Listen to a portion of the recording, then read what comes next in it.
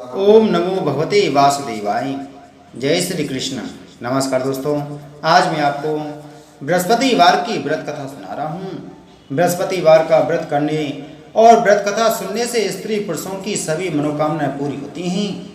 इस व्रत से धन संपत्ति की प्राप्ति होती है, निसंतानों को पुत्र प्राप्ति होती है, परिवार में सुख शांति बनी रहती है और सभी आनंद पूर्वक रहते हैं। प्राचीन समय की बात है, भारत में एक राजा राज्य करता था। वह बड़ा प्रतापी तथा दानी था। वह नित्य प्रति मंदिर में भगवत दर्शन करने जाता था। वह ब्राह्मण और गुरु की सेवा किया करता था। उसके द्वार से कोई भी याचक निराश होकर नहीं लौटता था। वह प्रत्येक गुरुवार को व्रत रखता एवं पूजन करता था। हर दिन गरीबों की सहायता करता था। परंतु यह सब बातें उसकी रानी को अच्छी नहीं लगती थीं। वह ना व्रत रखती और ना किसी को एक भी पैसा दान में देती थी। वह राजा से भी ऐसा करने को मना किया करती थी।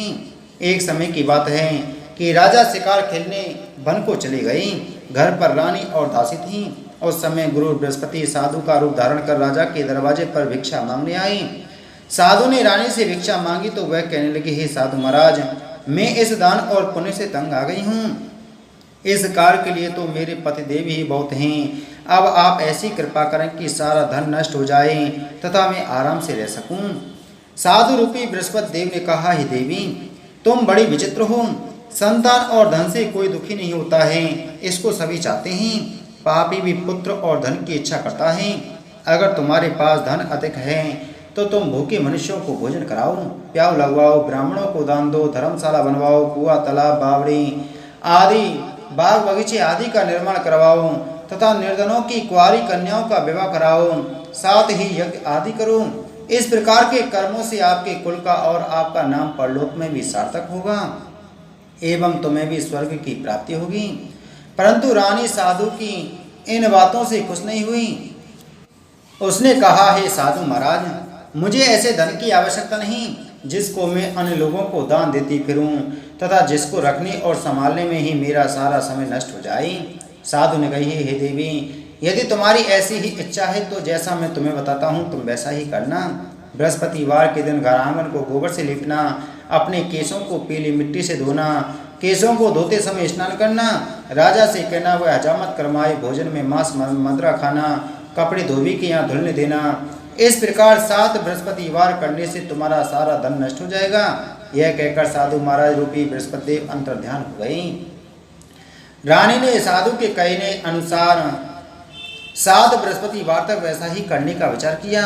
साधु के बताए अनुसार कार्य करते हुए केवल 3 बृहस्पतिवार ही बीते थे कि उसकी समस्त धन संपत्ति नष्ट हो गई। भोजन के लिए दोनों समय परिवार तरसने लगा तथा सांसारिक भोगों से दुखी रहने लगा। तब राजा रानी से कहने लगा कि हे रानी, तुम यहाँ पर रहो, मैं दूसरे देश को जाता हूँ, क्योंकि यहाँ पर मुझे सभी मनुष्य जानते हैं, इसलिए मैं यहाँ कोई कार्य नहीं कर सकता। अब मैं परदेश जा रहा हूँ, वहाँ कोई काम धंधा करूँगा, शायद हमारे भाग बदल जाएं। ऐसा कहकर राजा परदेश चला गया। वह वहाँ जंगल से लकड़ी काट कर लाता और शहर में बेचता। इस तरह जीवन व्यतीत करने लगा। इधर राजा के बिना रानी और दासियाँ दुखी रहने लगीं। किसी दिन भोजन मिलता और किसी दिन जल पीकर ही रह जाती।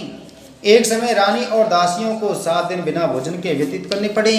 तो रानी ने अपनी दासी से कहा, हे दासी, यहाँ पास ही के नगर में मेरी बहन रहती है, वह बड़ी धनवान है, तो उसके पास जा और वहाँ से 5 शेर बेजर मांग कर के लिया, जिसके कारण कुछ समय के लिए गुजर हो जाएगा। दासी रानी की बहन के पास गई। रानी की बहन उस समय पूजा कर रही थी। बृहस्पतिवार का दिन था।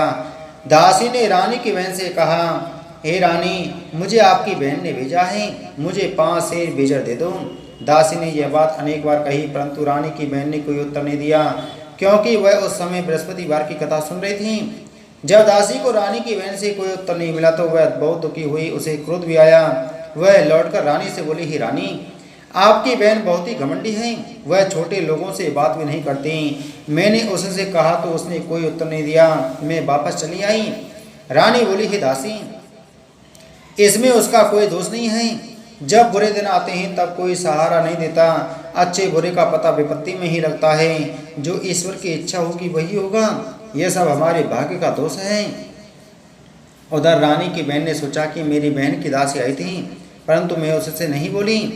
इससे वह बहुत दुखी हुई होगी। अतः कथा सुन और विष्णु भगवान का पूजन समाप्त कर वह अपनी बहन के घर आई और कहने लगी, हे बहन, मैं बृहस्पतिवार का व्रत कर रही थी, तुम्हारी दासी हमारे घर गई थी, परंतु जब तक कथा होती है तब तक हम लोग ना उठते ही ना बोलते हैं, इसलिए मैं नहीं बोली। कहो दासी क्यों गई थी? रानी बोली, बहन, हमारे घर अनाज नहीं था, वैसे तुमसे कोई बात छिपी नहीं है, इस कारण मैंने दासी को तुम्हारे पास 5 सेर भेजन लेने के लिए भेजा था। रानी की बहन बोली, बहन देखो, बृहस्पति भगवान सबकी मनोकामना पूर्ण करते हैं, देखो शायद तुम्हारे घर में ही अनाज रखा हो। यह सुनकर दासी घर के अंदर गई तो उसने अंदर देखा एक बड़ा बेजर का भरा मिल गया। उसे बड़ी हैरानी हुई क्योंकि उसने एक एक बर्तन देख लिया था। उसने बाहर आकर रानी को बताया। दासी अपनी रानी से कहने लगी, हे रानी देखो, वैसे हमको जब अन्न नहीं मिलता तो हम रोज ही व्रत करते हैं, अगर इनसे व्रत की विधि और कथा पूछ ली जाए तो उसे हम भी कर लिया करेंगे।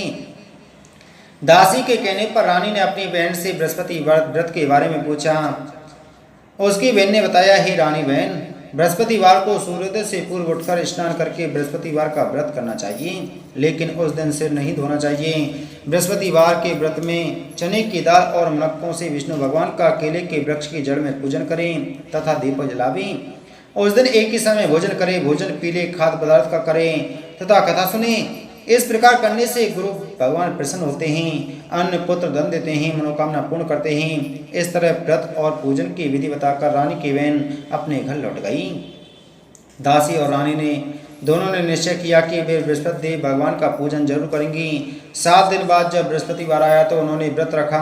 गुड़शाला में जाकर चना और गुड़ मिल लाई तथा उड़द की दाल से केले की जड़ में विष्णु भगवान का पूजन किया। अब भोजन कहाँ से आई? दोनों बड़ी दुखी हुई, परंतु उन्होंने व्रत किया था, इस कारण बृहस्पति देव भगवान प्रसन्न थे। वे एक साधारण व्यक्ति के रूप में 2 थालों में सुंदर पीला भोजन लेकर के आए और दासी को देकर बोले, हे दासी, यह भोजन तुम्हारे और रानी के लिए है, तुम दोनों करना। दासी भोजन पाकर बड़ी प्रसन्न हुई और रानी से बोली, रानी जी भोजन कर लो। रानी को भोजन के आने के बारे में कुछ पता नहीं था, इसलिए वह दासी से बोली, जा तू ही भोजन कर, क्योंकि तू हमारी व्यर्थ में हंसी उड़ाती है। दासी बोली, एक व्यक्ति भोजन दे गया है। रानी कहने लगी, वह भोजन तेरे लिए ही दे गया है, तू ही भोजन कर। दासी ने कहा, वह व्यक्ति हम दोनों के लिए 2 थालों में भोजन दे गया है, इसलिए मैं और आप दोनों ही साथ साथ भोजन करेंगी। फिर दोनों ने गुरु भगवान को नमस्कार कर भोजन प्रारंभ किया। उसके बाद वे प्रत्येक बृहस्पतिवार को गुरु भगवान का व्रत और पूजन करने लगी। बृहस्पति भगवान की कृपा से उनके पास धन हो गया, परंतु रानी फिर पहले की तरह से आलस करने लगी। तब दासी बोली, देखो रानी, तुम पहले भी इस प्रकार आलस करती थी, तुम्हें धन के रखने में कष्ट होता था, इस कारण सभी धन नष्ट हो गया। अब गुरु भगवान की कृपा से धन मिला है तो फिर तुम्हें आलस होता है। बड़ी मुसीबतों के बाद हमने यह धन पाया है, इसलिए हमें दान पुण्य करना चाहिए। तुम भूखे मनुष्यों को भोजन कराओ, प्याऊ लगवाओ, ब्राह्मणों को दान दो, कुआं तालाब बावड़ी आदि का निर्माण कराओ, मंदिर पाठशाला बनवा कर दान दो, कुंवारी कन्याओं का विवाह करवाओ, धन को शुभ कार्यों में खर्च करो, जिससे तुम्हारे कुल का यश बढ़े तथा स्वर्ग प्राप्त हो और पितृ प्रसन्न हो। दासी की बात मानकर रानी ने इसी प्रकार के कर्म करने प्रारंभ किए, जिसके कारण उनका काफी यश फैलने लगा। एक दिन रानी और दासी आपस में विचार करने लगी कि ना जाने राजा किस दशा में होंगे, उनकी कोई खोज खबर नहीं है। गुरु भगवान से उन्होंने प्रार्थना की और भगवान ने रात्रि में राजा को स्वप्न में कहा, हे राजा उठ, तेरी रानी तुझको याद करती है, अब अपने देश को लौट जा। राजा प्रातः काल उठकर जंगल से लकड़ियां काट कर लाने के लिए जंगल की ओर चल पड़ा। जंगल से गुजरते हुए वह सोचने लगा कि रानी की गलती से कितने दुख भोगने पड़े। राजपाट छोड़कर उसे जंगल में आकर रहना पड़ा, जंगल से लकड़ियां काटकर उन्हें बेचकर गुजारा करना पड़ा। उसी समय उस जंगल में बृहस्पति देव एक साधु का रूप धारण कराए और राजा के पास आकर बोले, ही लकड़ारे, तुम इस सुनसान जंगल में किस चिंता में बैठे हो, मुझे बतलाओ। यह सुन राजा के नेत्रों में जल भर आया और साधु की वंदना कर बोला, हे प्रभु, आप सब कुछ जानने वाले हैं। इतना कहकर राजा ने साधु को अपनी संपूर्ण कहानी सुना दी। महात्मा तो स्वभाव से ही दयालु होते हैं। वे राजा से बोले, ही राजा, तुम्हारी पत्नी ने बृहस्पति देव के प्रति अपराध किया था, जिसके कारण तुम्हारी यह दशा हुई। अब तुम किसी प्रकार की चिंता मत करो, भगवान तुम्हें पहले से अधिक धन देंगे। देखो, तुम्हारी पत्नी ने बृहस्पतिवार का व्रत करना प्रारंभ कर दिया है।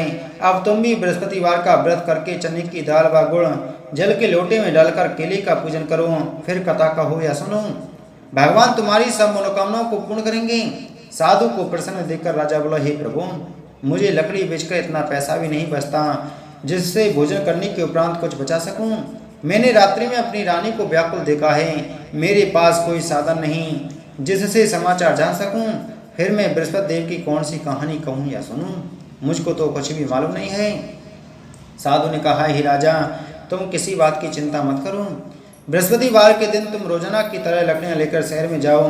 तुम्हें रोज से दोगुना धन प्राप्त होगा, जिससे तुम भली भांति भोजन कर लोगे तथा बृहस्पति देव की पूजा का सामान भी आ जाएगा। फिर साधु ने राजा को बृहस्पतिवार की कथा सुनाई। प्राचीन काल में एक बहुत ही निर्धन ब्राह्मण था। उसके कोई संतान नहीं थी। वह नित्य पूजा पाठ करता, परंतु उसकी स्त्री बहुत ही मलिनता के साथ रहती थी। वह न स्नान करती और न किसी देवता का पूजन करती। प्रातः काल उठते ही सर्वप्रथम भोजन करती, बाद में कोई अन्य कार्य करती। ब्राह्मण देवता बहुत दुखी रहते थे। पत्नी को बहुत समझाते, किंतु उसका कोई परिणाम न निकलता। भगवान की अनुकंपा से एक समय उस ब्राह्मण की पत्नी गर्भवती हुई और उसने 10वें महीने एक सुंदर कन्या को जन्म दिया। निर्धन ब्राह्मण कन्या के जन्म से बहुत दुखी हुआ। धीरे धीरे ब्राह्मण की कन्या बड़ी होने लगी। बचपन से ही उस कन्या की रुचि भगवान विष्णु की पूजा में थी। वह प्रातः उठते ही स्नान आदि करके भगवान विष्णु की पूजा करने मंदिर में जाती थी। बृहस्पतिवार को व्रत करके विधिवत पूजा पाठ करती थी। पूजा पाठ के बाद वह पढ़ने के लिए पाठशाला में जाती थी। घर से चलते हुए वह मुट्ठी भर जौ साथ लेकर जाती और पाठशाला के रास्ते में थोड़े थोड़े जौ गिराती जाती थी। जब वह पाठशाला से घर लौटती तो जौ के वह दाने सोने में बदले हुए मिलते थे। लड़की सभी सोने के दाने बिन लाती थी। एक दिन वह जब सोने के दानों को साफ कर रही थी तो उसकी माँ ने कहा, बेटी, सोने के दाने साफ करने के लिए तो सोने का सूप भी होना चाहिए। अगले दिन बृहस्पतिवार था। उसने भगवान बृहस्पति देव की पूजा करते हुए प्रार्थना की, हे भगवान, यदि मैंने आपका व्रत विधिवत किया हो तो मुझे सोने का सूप दे दो। भगवान बृहस्पति देव ने उसकी मनोकामना पूरी करने का वचन दिया। पाठशाला से लौटते समय उसे रास्ते में सोने का सूप पड़ा हुआ मिला। घर लौटकर सोने का सूप अपनी माँ को दिखाकर वह सोने के दाने साफ करने लगी। उसी समय नगर का राजकुमार उसके घर के पास से गुजरा। उस सुंदर लड़की को सोने के सूप में जौ साफ करते देखकर राजकुमार उस पर मोहित हो गया। महल में लौटकर राजकुमार ने राजा से उस लड़की से विवाह करने की इच्छा प्रकट की। तो राजा ने ब्राह्मण को महल में बुलाकर राजकुमार से उसकी लड़की के विवाह की बात कही। ब्राह्मण तैयार हो गया। धूमधाम से उस लड़की का विवाह राजकुमार से हो गया। दुल्हन बनकर ब्राह्मण की लड़की महल में चली गई। लड़की के चले जाने से ब्राह्मण फिर निर्धन हो गया। उसे कई दिन तक भोजन भी नहीं मिलता था। बहुत दुखी होकर ब्राह्मण एक दिन अपनी लड़की के पास गया। अपने पिता से निर्धनता का समाचार सुनकर उसने बहुत सा धन देकर पिता को विदा किया। उस धन से ब्राह्मण के कुछ दिन तो आराम से गुजर गए, लेकिन जल्दी ही फिर भूखों मरने की हालत हो गई। ब्राह्मण अपनी लड़की से धन लेने के लिए फिर महल में पहुंचा। लड़की ने पिता की बुरी हालत देखकर कहा, पिताजी, आखिर आप कब तक मुझसे धन लेकर जीवन यापन करेंगे?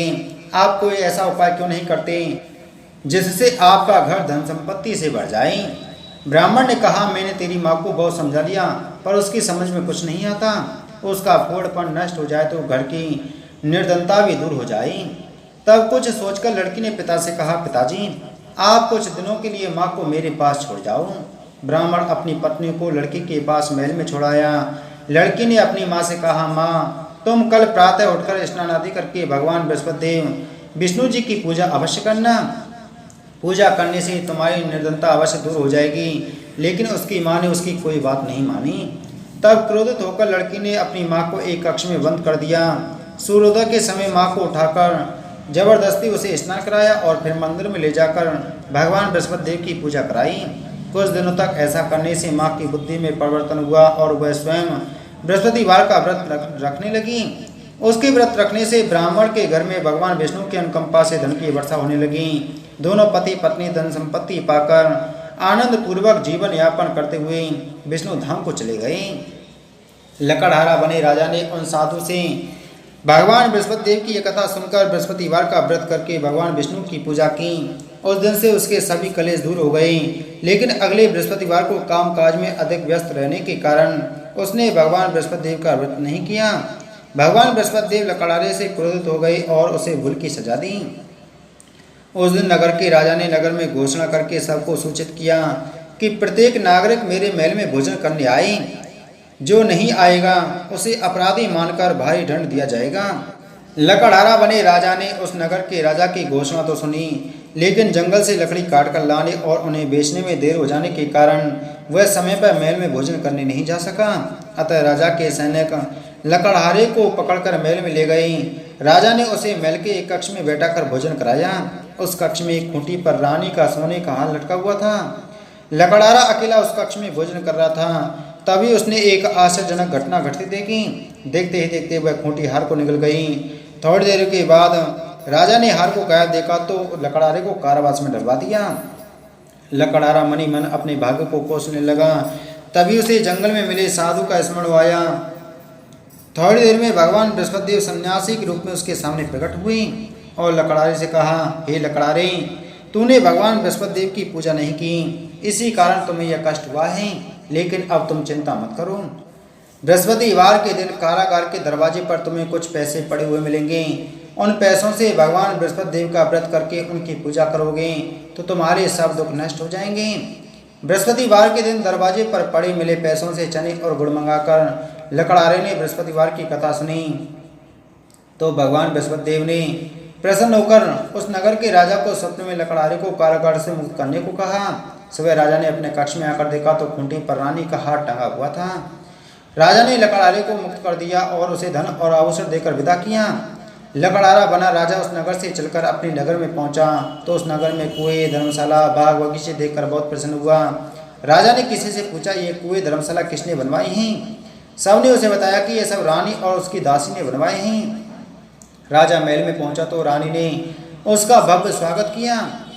तब राजा ने निश्चय किया कि सप्ताह में एक बार तो सभी बृहस्पति देव का व्रत तथा पूजन करते हैं, परंतु मैं प्रतिदिन व्रत किया करूंगा तथा दिन में 3 बार कथा का करूंगा। अब राजा हर समय दुसाले में चने की दाल बांधे रहता तथा दिन में 3 बार बृहस्पति देव की कथा कहता। कुछ दिनों के बाद राजा को अपनी बहन की याद आई। एक दिन घोड़े पर सवार होकर राजा अपनी बहन से मिलने के चल दिया। अभी राजा नगर के बाहर पहुंचा ही था कि उसने कुछ लोगों को एक शव को ले जाते हुए देखा। राजा को स्मरण हो आया कि आज उसने किसी को बृहस्पतिवार की व्रत कथा नहीं सुनाई है। राजा ने उन लोगों को रोककर कहा, भाइयों, आप सबको ले जाने से पहले मुझसे बृहस्पतिवार की कथा सुन लें। लोगों ने राजा पर क्रोधित होते हुए कहा, तुम पागल तो नहीं हो गए हो? लेकिन कुछ बड़े बूढ़े लोगों ने कहा, अच्छा भाई, साथ में चलते चलते तुम अपनी कथा भी सुना लो। राजा ने चलते हुए आधी कथा ही सुनाई थी कि सब हिलने लगा। राजा की पूरी कथा सुनाते ही सब उठकर बैठ गया। लोगों ने हैरानी से दांतों तले उंगली दबाई और अगले बृहस्पतिवार से भगवान बृहस्पति देव का व्रत करने व कथा सुनने का निश्चय कर लिया। अब घोड़े पर सवार राजा चलते हुए एक किसान के पास पहुंचा। किसान अपने खेत में हल चला रहा था। राजा ने कहा, अरे भाई, मुझसे बृहस्पतिवार की कथा सुन लो। किसान झुंझलाकर बोला, अरे भाई, देख नहीं रही, जितनी देर में तुम्हारी कथा सुनूंगा उतनी देर में तो पूरे खेत में हल चला लूंगा। राजा निराश होकर चलने लगा। तभी किसान के बैल लड़खड़ाकर जमीन पर जा गिरे। किसान के पेट में भी जोरों का दर्द होने लगा। उस किसान की पत्नी जब खाना लेकर आई तो उसने किसान के इस बारे में पूछा। किसान ने घुड़सवार की पूरी कहानी सुनाई। किसान की पत्नी दौड़ती हुई राजा के पास पहुंचकर हाथ जोड़कर बोली, भैया, मैं तुम्हारी कथा सुनने को तैयार हूँ। राजा ने उसके साथ खेत पर पहुंचकर बृहस्पतिवार की कथा सुनाई। तभी बैल उठकर खड़े हो गई। किसान के पेट का दर्द भी तुरंत ठीक हो गया। राजा अपनी बहन के घर पहुंचा तो उसकी बहुत आवभगत हुई। अगले दिन सुबह उठकर राजा ने देखा घर के सभी लोग भोजन कर रहे हैं। किसी भूखे को बृहस्पतिवार की कथा सुनाए बिना राजा भोजन नहीं करता था। उसने बहन से कहा, बहन, क्या घर में कोई ऐसा व्यक्ति है जिसने अभी तक भोजन ना किया हो? उसकी बहन बोली, भैया, हमारे घर में तो क्या, आपको पूरे नगर में कोई ऐसा व्यक्ति नहीं मिलेगा जिसने सुबह सुबह भोजन नहीं किया हो। तब राजा ने बहन के घर से निकलकर उस नगर में बिना भोजन किए व्यक्ति की तलाश की। एक गडरिये के घर में उसका बेटा बीमार होने के कारण भूखा रह गया था। राजा ने उसको जाकर बृहस्पतिवार की कथा सुनाई। कथा सुनते सुनते गडरिये का बीमार बेटा बिल्कुल ठीक हो गया। सबने राजा की बहुत प्रशंसा की। एक दिन राजा ने अपनी बहन से कहा कि बहन, अब हम अपने घर जाना चाहते हैं, तुम भी हमारे साथ चलो, कुछ दिन वहाँ रहकर लौटाना। राजा की बहन ने अपनी सास से पूछा तो सास ने ताने देते हुए कहा, बहू, मायके जाना तो अकेली जाना, मेरे पोतों को नहीं ले जाना। तुम्हारे भाई की कोई संतान नहीं है, कहीं तुम्हारी भाभी मेरे पोतों पर कोई जादू टोना ना कर दें। दूसरे कक्ष में बहन की सास की बातें सुनकर राजा दुखी मन से अकेला ही अपने नगर को लौट गया। रानी ने राजा से कहा, आप तो अपनी बहन को साथ लाने की बात कहकर गए थे, फिर बहन को साथ क्यों नहीं लाई? तब राजा ने दुखी होते हुए कहा, रानी हम निसंतान हैं, इसलिए कोई हमारे घर आना पसंद नहीं करता। रानी ने राजा को समझाया, हे प्राणनाथ, हमें बृहस्पति देव ने सब कुछ दिया है, अब भगवान बृहस्पति देव हमें संतान भी अवश्य देंगे। बृहस्पतिवार को विधिवत व्रत करते हुए राजा रानी ने भगवान बृहस्पति देव से संतान के लिए प्रार्थना की। कुछ दिनों के बाद उन्होंने स्वप्न में दर्शन देते हुए कहा, हे राजन, तेरी मनोकामना अवश्य पूरी होगी। एक सप्ताह बाद ही रानी गर्भवती हो गई। 10वें महीने रानी ने एक सुंदर पुत्र को जन्म दिया। राजा रानी जीवन पर्यंत बृहस्पतिवार का व्रत करते रहे। उनके घर में धन की वर्षा होती रही। इस तरह आनंद पूर्वक जीवन यापन करते हुए राजा रानी भगवान बृहस्पति देव की अनुकंपा से मोक्ष को प्राप्त करके सीधे बैकुंठ धाम को चले गए। बृहस्पतिवार को विधिवत व्रत करके जो स्त्री पुरुष भगवान विष्णु की पूजा करते हैं, भगवान उनकी सभी मनोकामना पूरी करते हैं। इति श्री बृहस्पतिवार व्रत कथा संपूर्णम। बोलो बृहस्पति देव भगवान की जय, बोलो विष्णु भगवान की जय।